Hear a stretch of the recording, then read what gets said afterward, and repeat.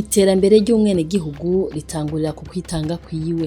Iyo leta idusavye gukura amaboko mu mpuzu ngo dukore ntibitwanka, ibiduhamagarira kugira uruhara mu kwiyubakira igihugu n'imiryango yacu natwe ku giti cacu.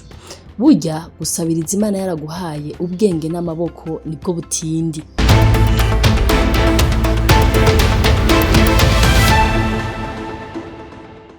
Birababaje kubona umuntu ahendwa n'amajambo y'ibinyoma akagurisha utwiwe n'itunga ry'umuryango, agata akazi canke akareka ibikorwa vyamubeshaho ngo yubuye amadiri mu bihugu vyo hanze. Wanka gukora ako kazi maze ukaja gucika idiri. Birababaje kubona n'uwize amashure akanaminuza akagenda kudandaza ibiyoba, ikawa, ibigori canke ibirato mu mabarabara ya Nairobi canke Kampala. Aho leta yarakwigishije irakuvuza iguha umutekano, aho atawuza kukuryogora ko akubaza iyo uva n'iyo uja. Ibaze ukagenda kubundabunda unyegera igipolisi utinya ko kikubaza visa d'établissement. Ego kurondera ubuzima ni uburenganzira bwa bose nimba ubona ko hari iciza kurusha aho uri, ariko akenshi hari abahendesha ugwaruka amajambo meza bakarujana mu bihugu bitazwi neza, hanyuma bamwe bagasanga bari mu buzima bugoye cyane kugeza aho wisanga mu ntambara, inzara, indwara n'ubukene n'ibindi. Hari mbere n'abahahurira n'ingaruka mbi zo kujanwa mu bikorwa bitari vyiza nka terrorisme.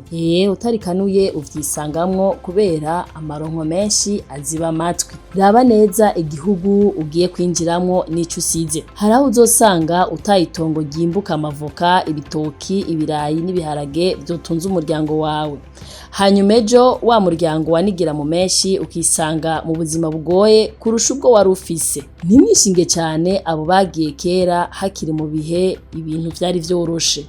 Bamwe muri bo babesha bari mu gihugu bavuga ko mu makungu ibintu vyose vyoroshe, kandi babivugira kure cyane y'ukuri k'ubuzima bwa buri munsi. Niba ugiye gukorera hanze, genda ufise amasezerano y'akazi agaragara kandi yemewe n'amategeko. Ntugende n'amaso uhumirije. Uwakujanye ubwa mbere arabihemberwa, ubwa kabiri hari aho yaciye kugira ashike ku buzima arimo. Aho ugashuha amatwi ngo uguye ku muzigo, kumbe ari ugiye gucika umuzigo. Mu vy'ukuri amaherezo y'inzira ni muhira.